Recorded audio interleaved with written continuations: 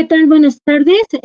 Bienvenidos a esta primera emisión de Conversatorios de Axis Mundi. Se encuentran con nosotros en esta ocasión la doctora Nun de Gives, quien es doctora en Filosofía Moral y Política, egresada de la Universidad Autónoma Metropolitana Iztapalapa, actualmente profesora de Humanística en la Universidad Marista de la Ciudad de México. Tiene como líneas de investigación e interés la filosofía helenística y la subjetividad. Ha participado como ponente en diversos seminarios sobre filosofía e interioridad en el Museo de la Memoria y la Tolerancia. También tenemos al maestro Iván Adolfo Arana Herrera, quien es maestro en Filosofía Moral y Política por la Universidad Autónoma Metropolitana Iztapalapa. Actualmente se encuentra haciendo su doctorado dentro de la misma institución. Sus líneas de investigación son Kant, Hegel y Marx. Hoy nos hablarán sobre cómo la filosofía helénica puede ser una herramienta para la vida cotidiana actual y cómo éstas pueden ayudarnos para enfrentar temas difíciles para el ser humano. Bienvenidos.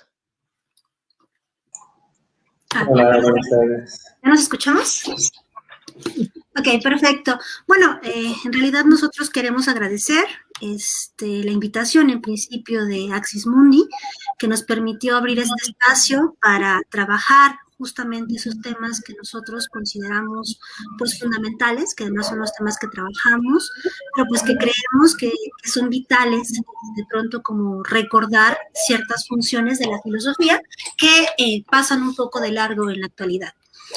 También especialmente a ti, Laura, porque pues nos has acompañado cansablemente durante este proceso y bueno, has estado ahí con nosotros al pie de cañón, ¿no? Encargándote de toda la logística. Y pues también a los chicos que estuvieron con nosotros en el taller, la verdad fueron todos personas muy comprometidas, personas que mostraron un verdadero interés y que participaban activamente. De verdad, estamos muy contentos, cerramos este taller muy contentos. Quisimos aprovechar este espacio más bien como una especie de cierre de nuestro taller, en donde pues queremos ponderar más bien como los objetivos que teníamos en un inicio, como rememorar cuál era el sentido que tenía para nosotros haber hecho este primer taller, que era la filosofía como forma de vida, y pues también tener ahí, por ahí están acompañándonos los chicos del taller, y aprovechar este tiempo pues más bien como para darle consistencia a eso que empezamos a hacer. Una de las cosas que nos llamaba la atención o que sonaba al inicio de nuestro taller era el título que habíamos dedicado a él, la filosofía como forma de vida. ¿Por qué la filosofía como forma de vida?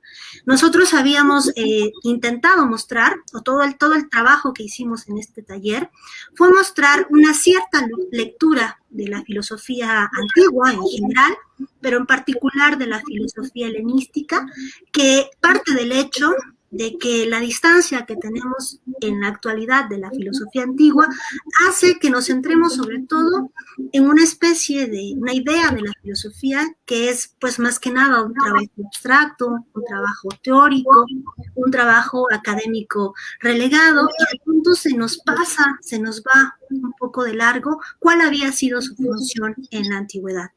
Nosotros, como estudiantes, como profesionales de la filosofía, pues estamos plenamente conscientes de que la filosofía, al igual que cualquier otra disciplina, al igual que cualquier otro ejercicio del pensamiento o del desarrollo humano, pues sufre cambios históricos, ¿no?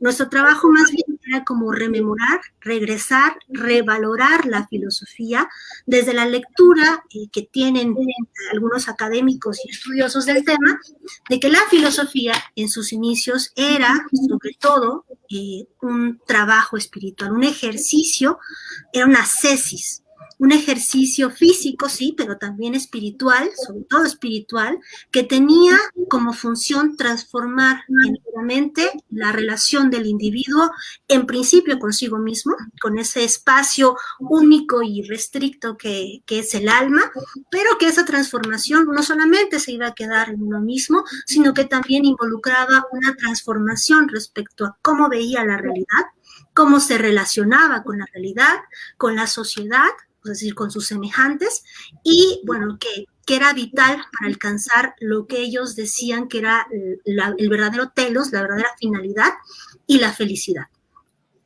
Esto, bueno, quisiera rápidamente como bosquejarlo. Si nosotros nos preguntamos en la actualidad qué es un filósofo, si le preguntamos a cualquiera del ámbito cotidiano qué es un filósofo, pues en general la respuesta que obtenemos es, pues es un bichito bastante raro, es un bichito que sabe bastantes cosas o que pretende saber bastantes cosas, que está en este mundo, pero no está, ya sea por el uso de sustancias psicotrópicas o por el trabajo de sus abstracciones, pero vamos, es alguien que sabe muchas cosas, pero que en realidad ese conocimiento parece que no lo puede aterrizar en la vida, ¿no? La filosofía en realidad, vamos a ver que nunca se separa de este esfuerzo, nunca claudica en este esfuerzo por pensar lo cotidiano, pensar las experiencias vitales del ser humano, pero lo cierto es que conforme se especializa, pues se restringe, cada vez ocupa un lenguaje más abstracto, cada vez ocupa un lenguaje más complejo, y eso hace que hasta cierto punto pues se vaya marginando, ¿no? Se vaya quedando en un determinado círculo de académicos, ¿no? ¿Y cómo evaluamos a un filósofo? ¿Cómo sabemos en la actualidad que alguien es un buen filósofo? Bueno, pues en principio le hacemos un examen, a lo mejor si viene saliendo de la licenciatura, trabaja un autor, se especializa en este autor o en un concepto y le hacemos un examen de conocimientos básicos de historia de la filosofía, o lo evaluamos con un examen de grado donde le preguntamos qué tanto conoce o no conoce ese autor, ¿no? Y justamente la apuesta del taller era mostrar que en la antigüedad el filósofo no pasaba por esas pruebas, que la filosofía va a surgir sí como un discurso racional, es una forma que todavía mantiene en la actualidad, pero que más que memorizar, más que trabajar reflexivamente, más que desarrollar un tema, la prueba fundamental de la filosofía era la coherencia entre la vida del filósofo y el discurso que había elegido. A la filosofía antigua, y en este caso nos referimos muy particularmente a la filosofía helenística, es decir, esa filosofía que surge después de la muerte de Alejandro Magno en 323, porque es el periodo helenístico, de ahí obtiene su nombre, que termina en el año 30-31 con el suicidio de Cleopatra. Esta filosofía que obtiene su nombre de este periodo, pues más bien se interesa por la transformación del individuo. Se basan todas las filosofías que, en realidad, en el taller tratamos de dar un bosquejo general de las filosofías. Trabajamos más detalladamente la figura socrática, que aunque no es un filósofo helenístico, tratamos de mostrar que era el pilar básico a partir del cual se había articulado todo el problema de la filosofía helenística, y trabajamos más que nada estoicismo, un poquito de cinismo y un poquito de epicureísmo. Pero justo al ir a esas escuelas comprendimos que, o intentamos hacer ver que la filosofía es un discurso racional, sí, pero sobre todo es un modo de vida. Por eso el título, la filosofía como modo, como forma de vida. La filosofía como una opción existencial, la filosofía como una posibilidad que tiene el individuo, que no está satisfecho con su vida, que siente, que tiene esa inquietud de que la vida que está viviendo, y esa es la apuesta que todas estas escuelas traen, no es la verdadera vida, que hay algo que le hace falta para alcanzar la felicidad, recordemos que esa es la postura socrática fundamental, y que cada una de estas escuelas va a abrir un abanico de posibilidades que van a hacer que los individuos puedan elegir la escuela que más les parezca, que más se acerque a sus inquietudes particulares, a su propia situación, ¿no? La idea fue mostrar este ejercicio que podemos decir también, un ejercicio de alejamiento, un ejercicio de alejamiento histórico, crítico, que pasa por no querer leer la filosofía antigua desde nuestra perspectiva únicamente teórica y reflexiva, sino de verla como se piensa que era, ¿no? Como una posibilidad real, existencial, de transformar la vida y hacer que el individuo pudiese alcanzar, aún dentro de ese sistema político y económico tan absorbente, pudiese alcanzar la libertad. Y desde luego nos definimos bastante en el tema de la libertad, porque justamente cuando hablamos de la libertad estoica, de la libertad epicúrea, de la libertad cínica, pues estamos hablando de un concepto de libertad que desde nuestra perspectiva pues está muy lejano, ¿no? Nosotros estamos acostumbrados a ver a la libertad como esa capacidad que tiene el individuo de hacer lo que quiere, como quiere y cuando quiere, y lo que vemos en la antigüedad es que la libertad tiene más bien que ver con el autodominio y el autocontrol, con la capacidad, más bien con el hecho de que no sean los objetos, los deseos, las pulsiones, lo que dominen la vida del individuo, sino que sea la razón, la vida en el placer, la completa libertad, dependiendo de la escuela en la que se iniciaba. Entonces, pues ya respondiendo a esta pregunta de cómo se evaluaba un filósofo en la antigüedad se evaluaba no por lo que podía retener en la memoria, sino por lo que retenía en el corazón, en el sentido de lo que transformaba su vida. Un filósofo verdadero se veía en el mercado, filosóficamente cuando hacía las compras, se veía cuando vendía un carro, se veía cuando discutía con otros. O sea, un filósofo, la filosofía tenía que impregnar todas las actividades de la vida cotidiana de los individuos, porque la filosofía era eso, una vida otra, una vida nueva, que a diferencia de lo que propone el cristianismo, esa vida otra, esa vida nueva, no se vive en un plano superior, sino tiene que vivirse en este plano material. Eso también fue muy importante. Quisimos señalar que la filosofía, todas las filosofías que vimos, cinismo, epicureísmo, estoicismo, tienen una base material muy sólida. Si bien hacen una referencia constante al alma, esta alma siempre tiene una base corporal, aún en la filosofía estoica, aún en la filosofía epicúrea, siempre tiene una cuestión corporal, porque para todas estas escuelas, la apuesta de la vida otra, la apuesta de la vida nueva, la apuesta de la vida feliz, se desarrolla siempre en el decurso de la existencia. Si no cambias ahora, si no te apresuras a ser otro, si no te preocupas por ser otro, y se te va la vida, pues ya, se te fue la única oportunidad que tenías para alcanzarla.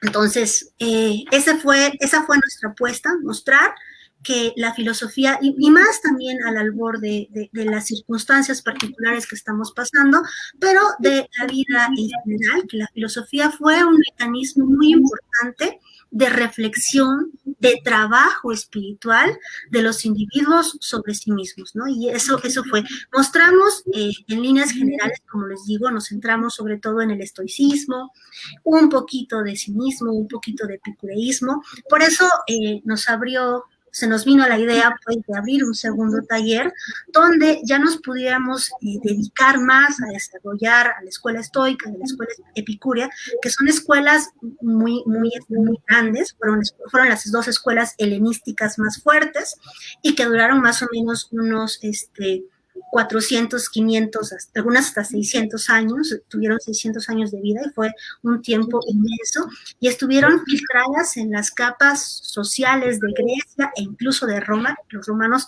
adoptaron y abrazaron estas filosofías y las pudieron integrar en diversas clases sociales.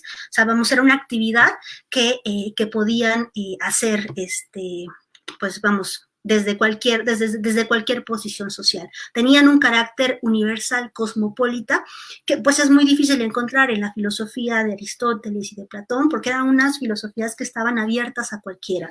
Eran filosofías que pensaban que lo único que se necesitaba para ser feliz era tu disposición. Lo único que necesitabas para transformarte era que tú quisieras.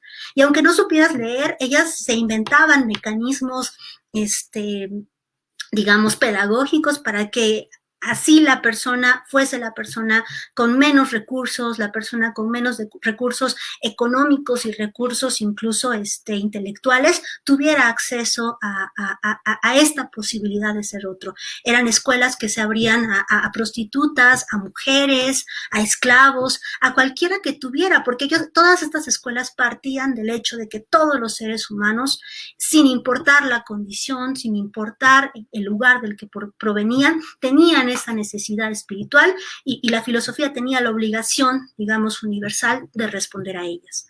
En ese sentido, pues, tratamos de mostrar, justo viendo la filosofía como una ascesis, como un ejercicio, como una práctica del individuo sobre sí mismo para ser otro, tratamos de enseñar la filosofía desde los 4 ejes básicos, que fueron el aprender a vivir.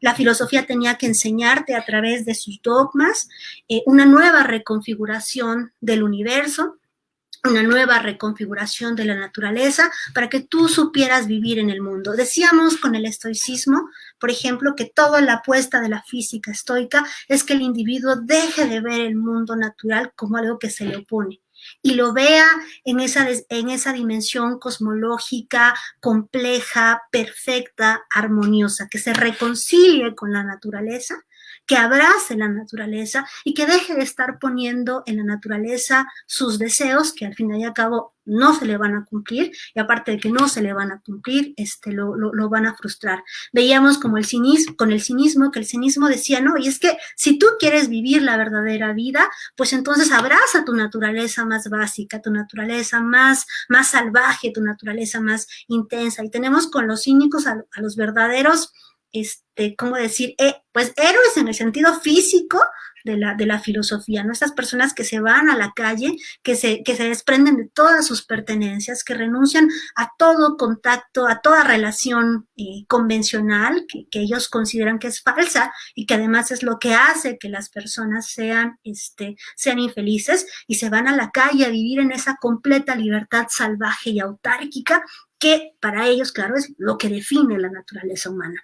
Y luego tenemos a estos epicúreos que a través del tetrafarmacón, a través de estos 4 principios básicos, no tener hambre, no tener frío, no tener sed, el placer y el dolor, el placer es fácil de conseguir y el dolor es fácil de evitar, pueden destensar la vida, pueden hacer que el ser humano también se reconcilie con su mundo, que es azaroso y provisional, y puedan vivir cada día, cada segundo como si fuese el último, pensando en abriéndose a esta posibilidad de la felicidad, liberarse de esos temores que atormentan la realidad, la mentalidad humana, y vivir la vida con esa intensidad que solo puede dar el reconocimiento de que tu existencia es única, finita y que ha sido solamente azarosa. Entonces, tratamos pues de mostrar cómo estos ejes, cómo estos ejercicios, cómo estos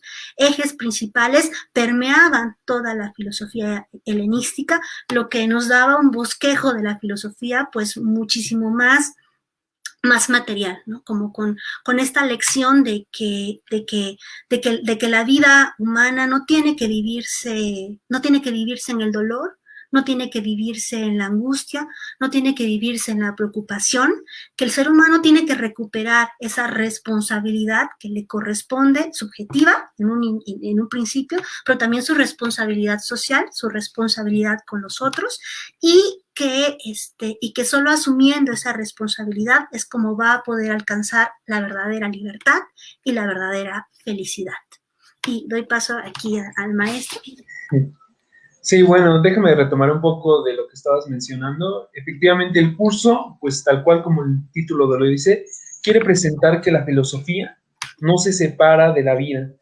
¿Por qué? Porque obviamente vamos a encontrar que actualmente hay una concepción de la filosofía más elaborada que trabaja con conceptos que ya no se manejan en el discurso cotidiano. Les comentábamos al interior del curso para los participantes que, por ejemplo, uno puede leer un texto de filosofía moderna y encontrar de repente conceptos como epogé, subsunción, ser para sí, anfibiología.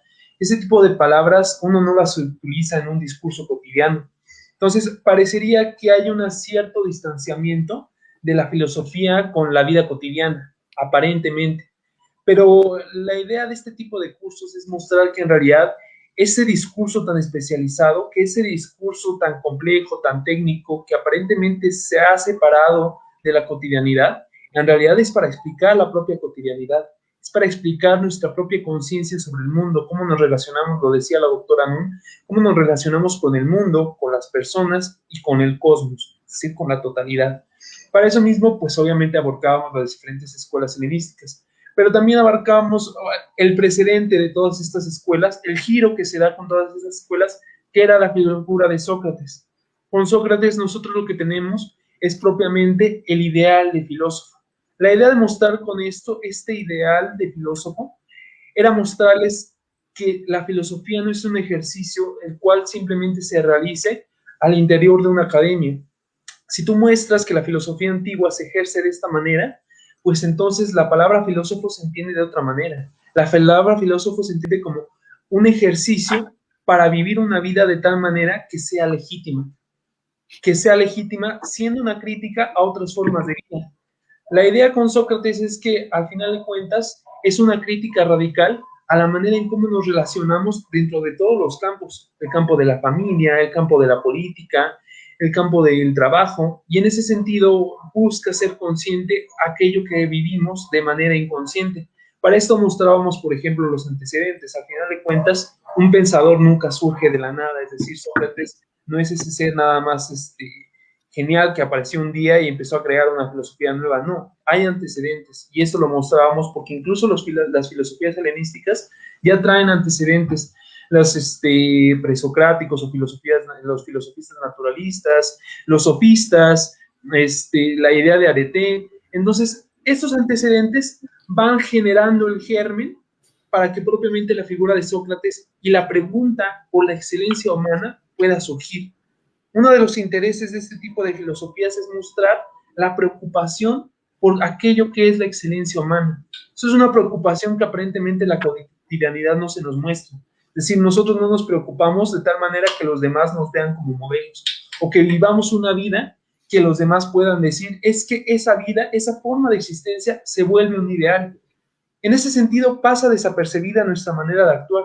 La idea de la figura de Sócrates es el cuestionamiento de la manera en cómo nos desarrollamos nuestros propios valores, nuestras propias costumbres, nuestras propias ideas.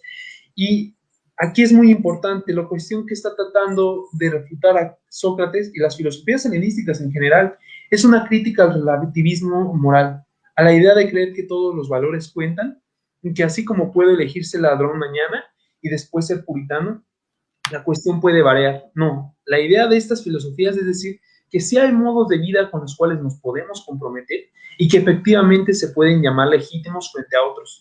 Claro está que esto va a estar variando dentro de los diferentes principios metafísicos que adopte cada una de las diferentes filosofías, pero la cuestión y el juego aquí es lo importante, la capacidad de hacerse de una cierta manera, hacerse de un cierto modo para poder transformar la propia existencia y la manera en cómo nos relacionamos con nosotros mismos. Porque el principio básico de estas filosofías es que en la cotidianidad, la mayoría de las personas viven de manera ilegítima, viven existencias inauténticas. Suena fuerte, pero al final de cuentas es una crítica en cómo nos desenvolvemos en el mundo. ¿Cuántas veces nos ponemos a cuestionar nuestra propia idea de familia, nuestra propia idea de amor?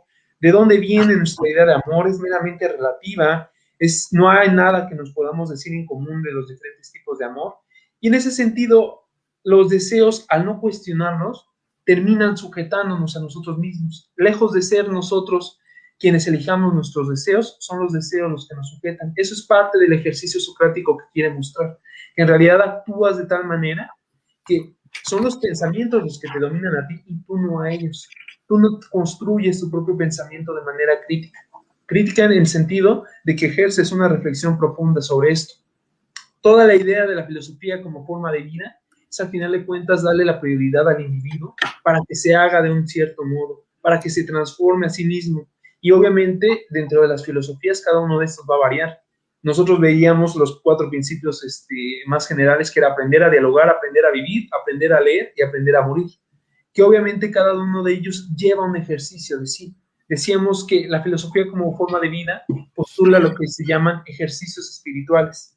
los ejercicios espirituales que, con analogía al ejercicio físico, buscan ejercer el propio alma, la fuerza que tiene la propia alma en cuanto a autodominio de sí. La idea es que, obviamente, esto es un trabajo de uno sobre uno mismo. A final de cuentas, actuar bien o actuar mal no depende de nadie más, depende de uno mismo. La capacidad que uno tiene para someter a sus propios deseos, para poder elegir efectivamente aquello que quiere y no estarse dejando llevar por los deseos que ya sean, puede serles impuestos por la costumbre, por los hábitos, por los prejuicios, por ideas cercenadas. Y en ese sentido, pues es básicamente el campo general por el cual nos estuvimos moviendo. La doctora Nun les hablaba de las 3 escuelas básicas que vimos, por ser más generales, pero se puede profundizar más, porque al final de cuentas este campo es muy amplio. La idea es mostrar que la filosofía también tiene algo que decir a la experiencia cotidiana, a la experiencia común, y que no se separa, al final de cuentas, de nuestro día a día. Ese es básicamente el punto fundamental. Y una de las lecciones que trata de hacer la filosofía helenística, o la filosofía antigua principalmente, es que en realidad lo que importa no es tanto el tema de lo que se habla, sino de la persona que se está entrenando para hacer esos ejercicios, de la persona que se está formando para la excelencia. Al final de cuentas, las escuelas, entre ellas, no se pelean tanto por quién podrá tener la verdad, por qué principios metafísicos son más verdaderos que otros, quién sabe más acerca de cómo conocemos, cómo es la realidad. Eso viene siendo relativamente secundario. Lo importante es transformarse a uno mismo. Lo importante es vivir la vida de manera que seas consciente de la forma en cómo la vives.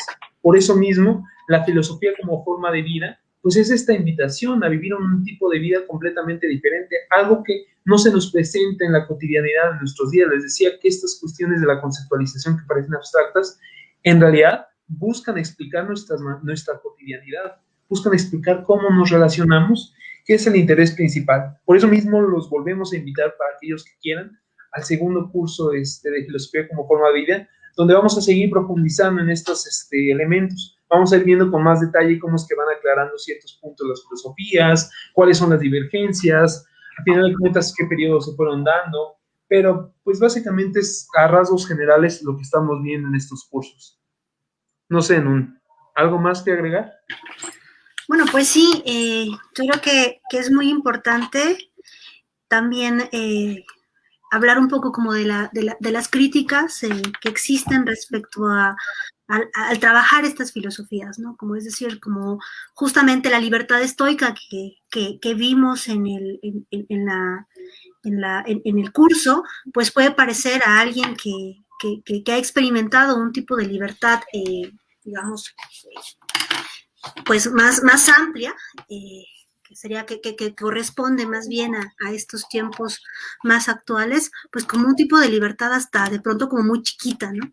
Pero lo cierto es que un poco la apuesta que estaba de fondo, por lo menos desde la perspectiva de la filosofía estoica, al trabajar el tema de las pasiones, como tú muy bien dijiste, como esta idea de que esos deseos que nos pueden dominar, es que en realidad en la actualidad sobrevaloramos mucho la cuestión de la pasión.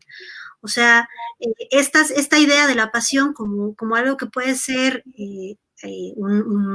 un descuido de nuestra parte racional, que nos puede conducir a acciones nefastas, a finales trágicos, etcétera, de pronto como que pasa desapercibida porque estamos muy acostumbrados a hablar de la pasión en términos siempre positivos, ¿no? Y lo cierto es que también el ver la filosofía como algo cercano y a la vez ajeno a nosotros, pues es un ejercicio ya, yo siento, espiritual en sí mismo de extrañamiento, ¿no? O sea, ver con otros ojos lo que significaba luchar contra las pasiones, ¿no? O sea, comprender en realidad hasta qué punto todavía en nuestra vida presente, actual y cotidiana, pues nos sentimos muchas veces superados por la potencia de esas emociones, ¿no? Entonces yo creo que que así como les hacemos la invitación al siguiente taller, no sé si estén aquí, pues, los niños, los chicos que nos estuvieron acompañando y que no sé si alguno quisiera decir algo, aportar algo respecto a la perspectiva de este curso, porque finalmente la idea era también cerrar el curso en este espacio y pues hasta cierto punto escuchar en voz de ellos, si así lo desean, cuál fue pues la impresión que les dio, cómo cambió, si es que cambió su perspectiva de lo que era la filosofía helenística, y digo, si es que les place participar, también queremos abrir este espacio para ellos, desde luego, no sé. Tendría que ser a través del chat, porque la plataforma en la que estamos creo que no está. Sí, está a partir del chat, entonces cualquier comentario que gusten para... ustedes quieran decir, este es su cierre de curso, chicos. Igual este espacio es suyo. Entonces, si ustedes quieren, mujeres y hombres libres, sí, Gabriela. Perdón, se me salió mi miss de maestra universitaria. Adultos, mujeres y hombres libres. Muy bien, vamos a ejercitar esa libertad. Entonces, no sé si ustedes quieran decir algo por medio del chat. Digo, este es su espacio también. Y si no, pues bueno, no quedaría más que dejarles la invitación para nuestro siguiente taller, esperando que este breve cierre, concepción. La concepción de la muerte. La concepción de la muerte, claro, sí. Nosotros habíamos visto, bueno, no sé si quieras profundizar en eso, pero parte fundamental de lo que veíamos. Muchas gracias. Gracias por acompañarnos. Es al contrario de tener esa fuerza estoica para aguantar día a día. Para aguantar todas nuestras sesiones. Sí, quizá eso también es un tema que valdría la pena mencionar, lo que menciona sobre la idea de la concepción de la muerte. Eso también es un tema que a nosotros nos resulta, cuando digo nosotros, me refiero a nuestra perspectiva actual, pues es hasta cierto punto chocante, ¿no? O sea, es decir, como la muerte. Lo veíamos con los estoicos cuando yo les hablaba del suicidio estoico, ¿no? O sea, no se trata de despreciar la vida y andar buscando o toreando carros en Zaragoza, o esperando que nos caiga, o ponernos abajo de un Valentín, de un rayo, en una tormenta abajo de un árbol para que nos parta un rayo. La filosofía helenística valora mucho la vida de los individuos. Todas las escuelas, no hay ninguna escuela que menosprecie la vida. Es una verdadera invitación a vivir la verdadera vida, esta vida que te hace reconstruirte, que te va a dar esa posibilidad, nada más y nada menos, de ser feliz. Pero justo en este vivir la vida intensamente según los principios de la filosofía, no intensamente según nuestros deseos, hay que aclarar ese punto, también está la cuestión de aprender a morir. Una cosa que es muy importante en el momento en el que se aborda el tema de la filosofía como forma de vida, de la filosofía helenística, tiene que ser tocado, tiene que ser mencionado la cuestión que tiene que ver con la muerte. Las filosofías también se van a definir como un ejercicio para morir, no en el sentido, como les digo, de irse a buscar rayos abajo de los árboles en las tormentas, sino que justamente cuando se ha vivido una vida plena, cuando se ha vivido una vida completa, cuando se ha vivido una vida en el absoluto placer, como los epicúreos, en el logos, en la razón, en esa reconciliación con el universo, con el cosmos, en esa completa libertad salvaje, intensa y audaz de los cínicos. Yo siento que los cínicos son muy ninguneados en comparación con las otras escuelas, pero hay que ver ese coraje de renunciar a todos, ¿no? A todo para alcanzar esa libertad. Pues entonces la muerte no es vista como un mal.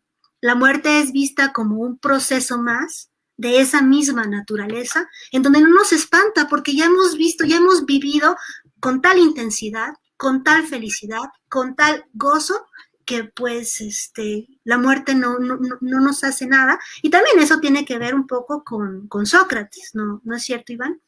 Sí, en general la idea es que la filosofía reflexiona de manera lúcida sobre la muerte.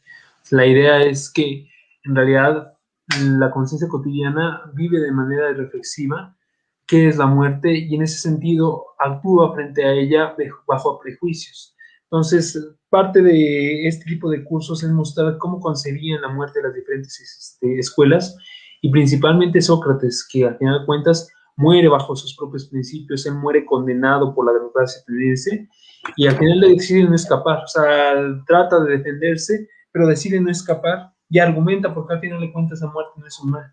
El chiste de esto es darnos cuenta que la muerte también es parte constitutiva de nuestra propia vida, pero que está tan sobrecargada de deseos, está tan sobrecargada de elementos que en realidad la idea, el concepto mismo de muerte no tiene, que cuando nosotros hacemos esta reflexión, somos conscientes de qué es lo que lleva la muerte en sí, nos damos cuenta que no hay que tenerle miedo, que no hay que tenerle miedo.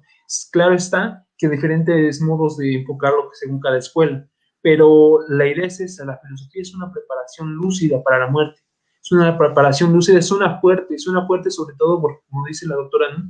Por la situación en la que estamos viviendo de pandemia. Parecería que al contrario, o sea, parecería que ahorita lo que tenemos que hacer es pues más espantarnos, no necesariamente, la idea es que la filosofía reflexiona sobre estos temas, tratándolos de ver con la mayor objetividad que puede alcanzar el propio pensamiento.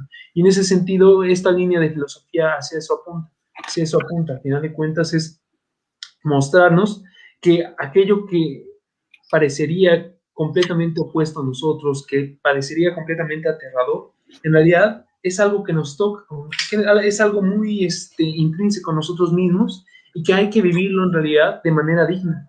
Por eso mismo, pues, es como la idea general de la cuestión de la muerte. No sé, ¿algún otro punto? Sí, yo sí quiero tocar un punto que ya no me dio tiempo de tocar, que ya no puede tocar en la exposición y que me sonó un poco en una de las participaciones, que de pronto es pensar que el estoicismo en este trabajo, o las filosofías helenísticas en general, en ese trabajo del individuo sobre sí mismo, en este repliegue hacia los juicios, en este asumir la responsabilidad que cada uno tiene, de pronto se vuelven filosofías muy individualistas, ¿no?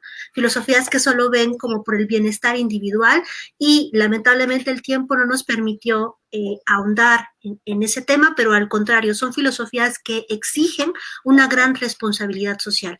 Me interesa mi bienestar, por supuesto que me interesa mi bienestar y por eso he cambiado mi vida, por eso he elegido la vida filosófica para hacerme real, para hacerme real en el sentido de la vida auténtica, para hacerme feliz, para hacerme completo si se quiere, pero esa comprensión real, porque decíamos que la filosofía trabaja sobre la idea de que hay una comprensión real del mundo, hay una comprensión real de mi papel en el mundo, eso también me exige una responsabilidad con la vida en general y con nosotros. O sea, estas filosofías no te van a decir, mira, lo más importante es que tú estés bien, y pues a ver ahí cómo les va a los otros, ¿no? Al contrario, es siempre estar mirando por el bienestar, o sea, que cómo tus acciones repercuten también en la vida de los otros. O sea, cómo tus temores, cómo tus falsos juicios, cómo tus pasiones también pueden repercutir de manera negativa en la vida de los otros.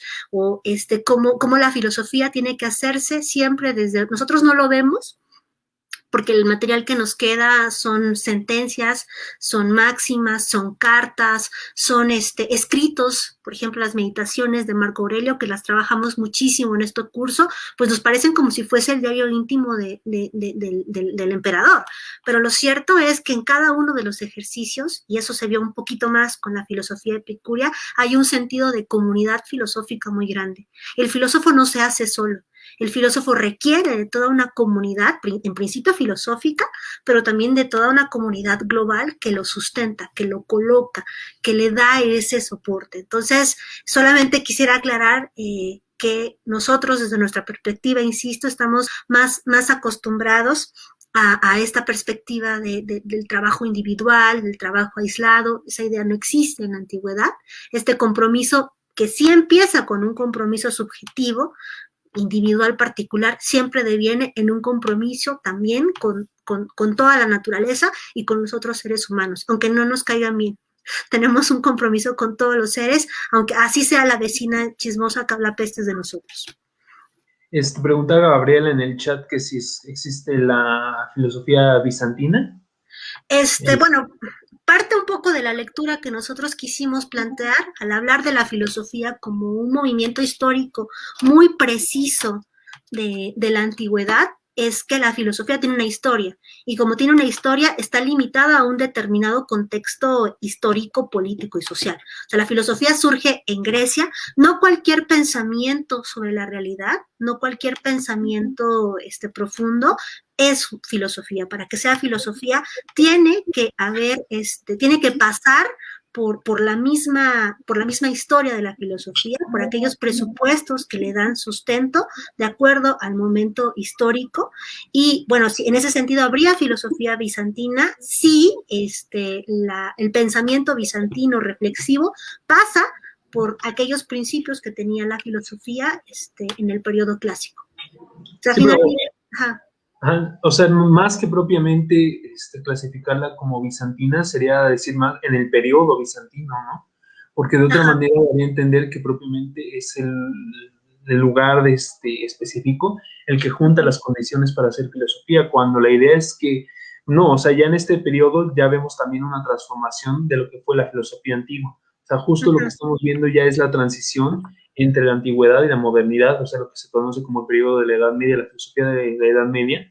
Y dice, sí, efectivamente la filosofía no es como que una actividad de repente que se ponga en pausa y ya se deja hacer. En el periodo bizantino también se hacía filosofía, aunque obviamente ya no se regía bajo los mismos principios. Lo podríamos ver con más detalle más adelante, pero va cambiando. Es que comentan en el chat y pues, uno no puede dejarse dejar la seriedad de vez en cuando de lado. Pero bueno, chicos. Sí, bueno, no es como para terminar, es como la pregunta sobre si existe la filosofía cristiana. O sea, claro que existe, porque finalmente el cristianismo se nutre de todo este proceso, y desde luego en ese sentido la filosofía también. O sea, retoman este movimiento que, como bien dice el profe, se ha modificado, pero que de alguna manera todavía tiene o recupera elementos básicos de la filosofía griega, ¿no? Que es el inicio, pues, de este movimiento reflexivo que es muy, muy, muy particular. Bueno, pues muchas gracias. Espero que les haya gustado la plática. Me refiero a los filósofos que se desarrollan en el contexto de la Edad Media. Sí, o sea, podemos detenernos, pero ciertamente sí también es el periodo de la Edad Media, es bastante amplio, entonces sería como para otro taller estarlo revisando. Eso ya lo vamos atendiendo, porque también se tienen dudas personalizadas, ¿saben que no crean? También se tienen dudas personalizadas. Pero bueno, entonces, muchísimas gracias. También gracias a Axis Mundi, a la doctora Nun por acompañarnos y a todos los que estuvieron presentes durante el transcurso del curso. Pues muchas gracias a todos, de verdad. Gracias a ustedes, estuvo muy interesante. Bueno, siempre es muy interesante lo que platican. Aquí ponen otro comentario. Siempre ha habido filósofos. Supongo que en esos tiempos también debieron de haberlos. Exacto. Sí, ya el debate se fue hacia la Edad Media. El siguiente va a ser la Edad Media. Sí, ¿por qué no? Vámonos con las condiciones cambiaron, ¿no? La filosofía cristiana y... Nos aleja un poquito, pero sí las condiciones cambiaron un poco y la forma de filosofía también cambió un poco, pero sería verlo con detalle, ya sería verlo con un poco más de detalle más adelante.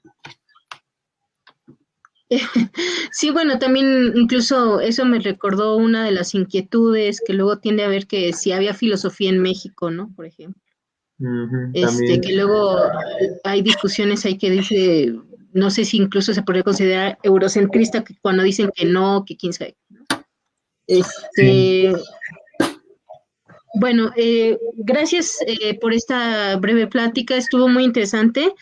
Y bueno, pues agradecemos la participación tanto de la doctora Nunde Gives, del maestro Iván Arana, y pues recuerden que justamente ellos van a dar otro taller sobre filosofía helenística, que es el estoicismo y el epicureísmo como una terapia para el alma.